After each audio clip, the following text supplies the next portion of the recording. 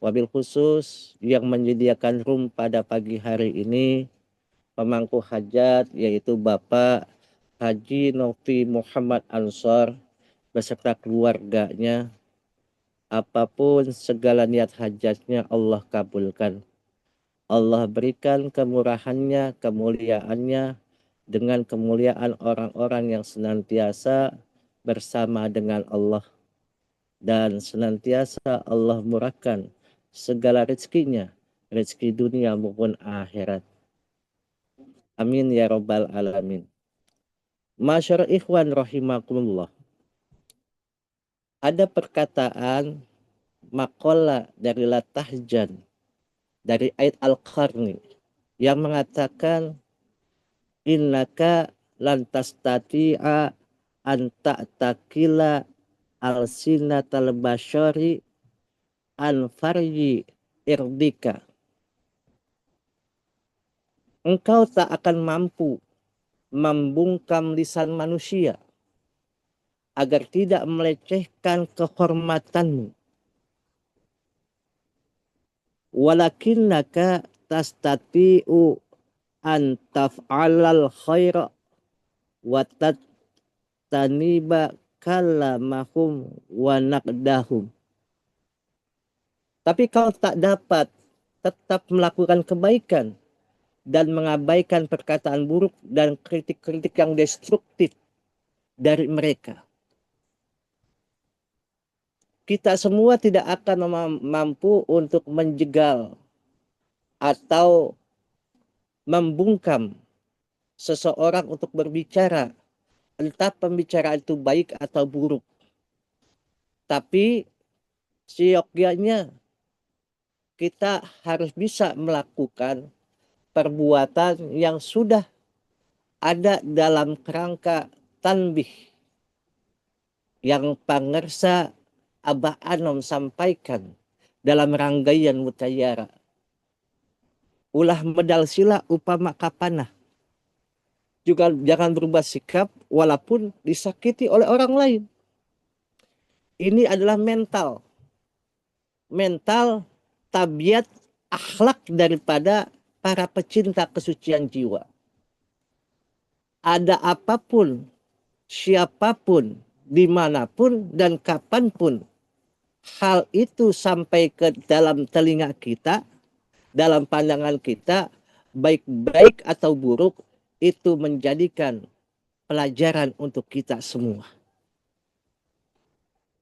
Ini yang menjadikan mental para pecinta kesucian jiwa adalah mental-mental yang betul hatinya, kalbunya, ikhlas semata-mata mereka melaksanakan kegiatannya, amalnya, segala perbuatannya berdasarkan perintah dari Allah Subhanahu wa Ta'ala. Masyarakat ikhwan rahimakumullah. Bagi seorang muslim, mimpi tidak hanya bunga tidur.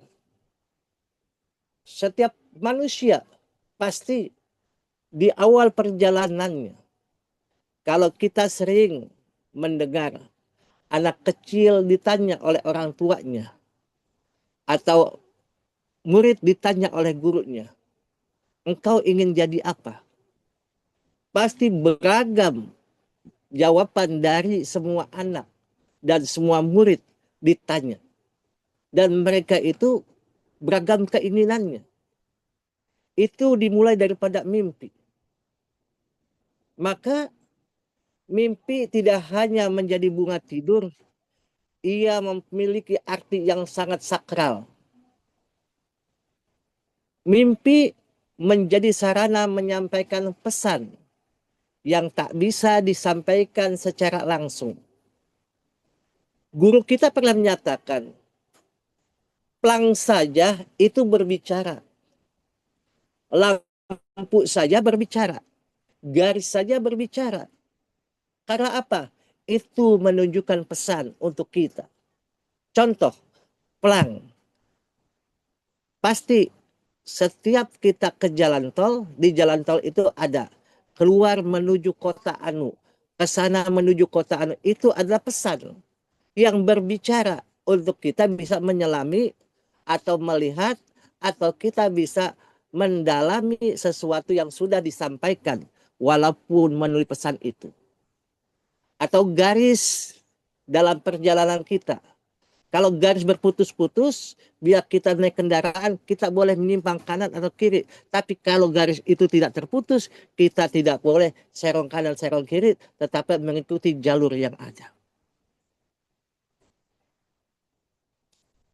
Manusia atau orang-orang yang tingkat spiritualnya tinggi dan sudah takorup kepada Allah, dekat dengan Tuhannya, kerap kali mendapat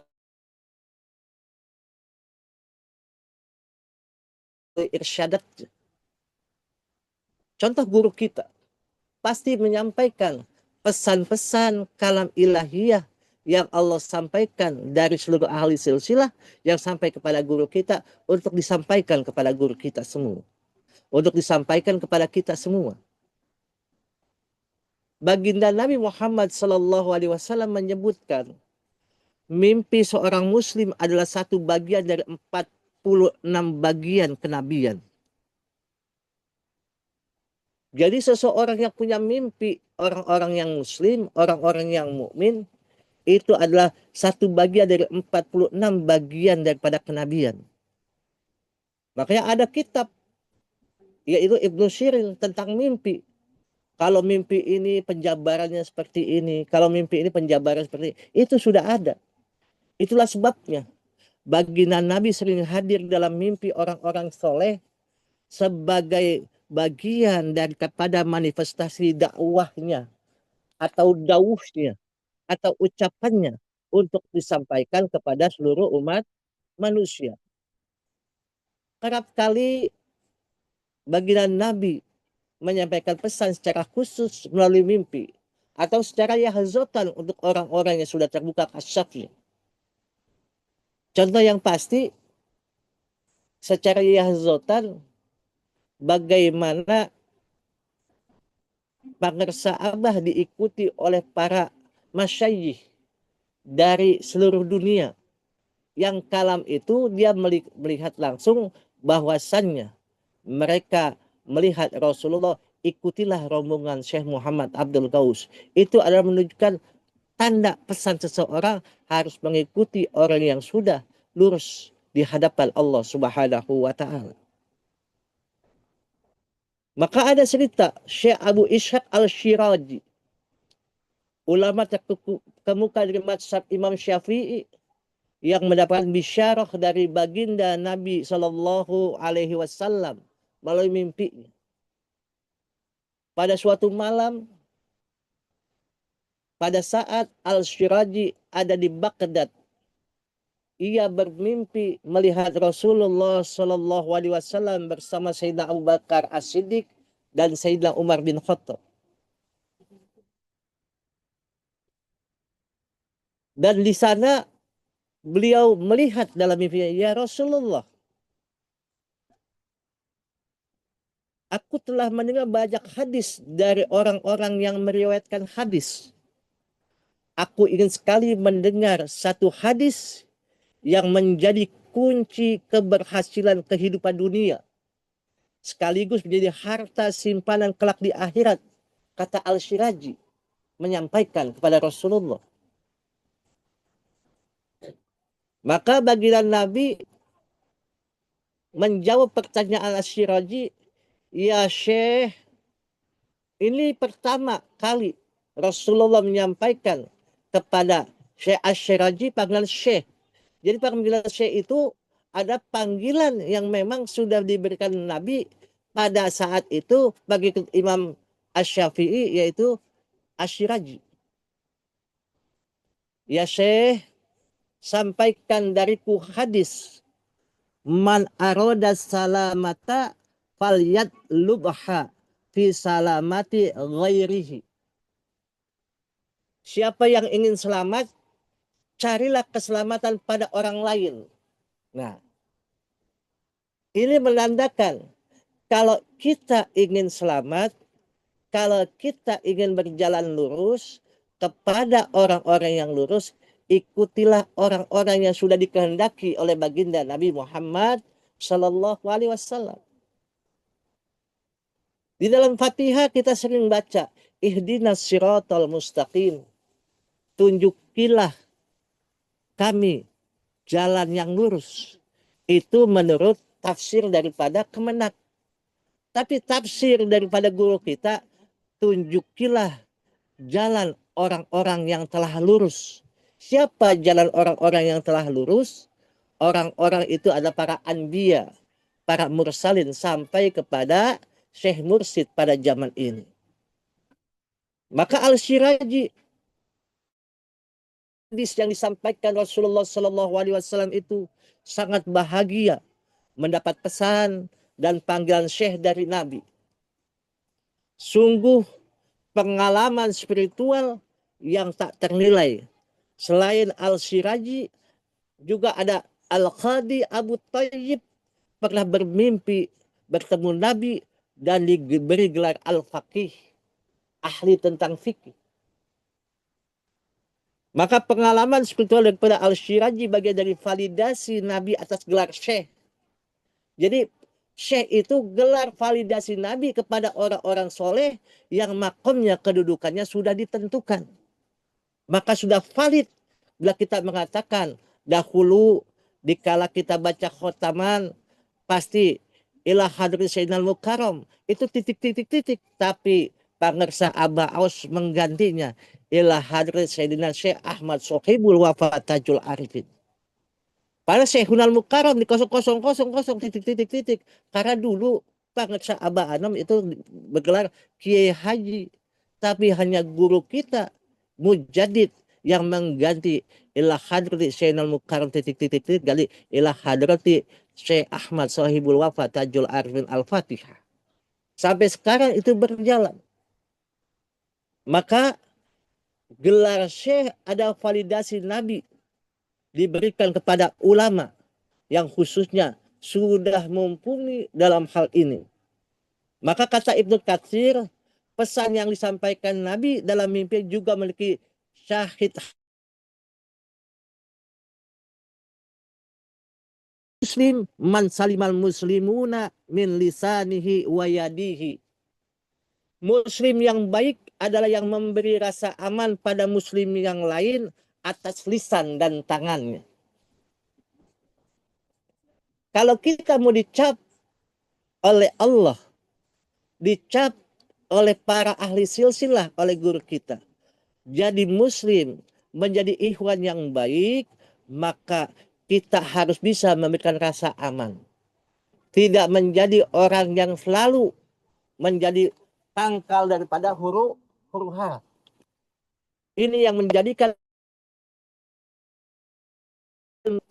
lisan kita berbicara yang benar, jangan sampai menyakiti hati orang lain.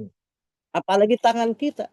Jangan sampai tangan ini itu mengambil hak orang lain. Tangan ini memberikan sesuatu yang bukan namanya haknya diberikan kepada orang lain. Tapi sesungguhnya kita sudah diberikan suatu bingkai agar menjadi muslim yang baik, bisa menjaga lisannya, bisa menjaga tangannya. Kadang saat kita sibuk mementingkan urusan pribadi dan keselamatan diri dengan alasan self love, keselamatan cinta, Nabi justru memberikan pesan kunci sukses dunia akhirat kita. Agar jangan terjebak kita menjadi orang-orang kaum munafik, orang-orang yang dikatakan harus menjadi baro'atum minan nifak, terbebas dari penyakit hati, yaitu penyakit nifak. Maka beliau mengatakan, selamatkan orang lain, maka kau akan selamat. Ini teori langit yang tak masuk logika, namun pasti hasilnya. Setiap seseorang yang ingin menyelamatkan dirinya, bila dia hanya mementingkan dirinya, tidak mementingkan orang lain, maka dia akan terjebak dengan merasa dirinya lebih dipentingkan daripada orang lain.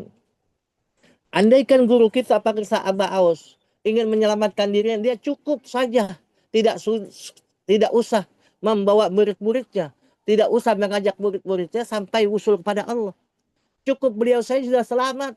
Tapi guru kita tidak mementingkan dirinya, mengajak murid-muridnya.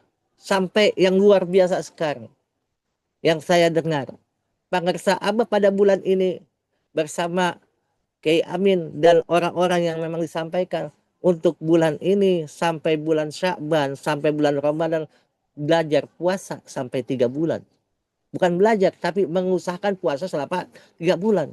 Andaikan pesan ini disampaikan kepada kita, mungkin banyak yang tidak mampu, tapi hanya orang-orang tertentu disampaikan oleh guru kita untuk menjalankan ritual puasa, untuk mengekang hawa nafsu. Maka kalau kita melakukan sesuatu hal yang memang mementingkan orang lain, tetapi kita sudah mengisi diri kita, mengusir diri kita, mengenal nafsu kita, maka Allah seringkali menolong kita melalui orang-orang yang tak pernah menerima kebaikan kita sama sekali. Itu pasti akan kita terima dari kapanpun, dimanapun kita berada. Maka dari itu, jadikanlah mental-mental kita semua, mental ikhwan wal akhwat, mencuri tabiat, tindak tanduk perilaku seperti tanbih, tidak berubah sikap walaupun disakiti orang lain, bisa menjaga lisan kita dan bisa menjaga tangan kita agar kita terbimbingkan oleh orang-orang yang senantiasa bisa menjaga dirinya, menjaga hatinya, menjaga raganya, dan menjaga rasanya untuk selalu berkesinambungan, bergabung dengan seorang orang yang dicintai oleh Allah Subhanahu wa Ta'ala. Semoga Allah berkahi semuanya, segalanya, selamanya. Mohon maaf, terima kasih. Wallahul muwaffiq ila aqwamit thoriq. Assalamualaikum warahmatullahi wabarakatuh.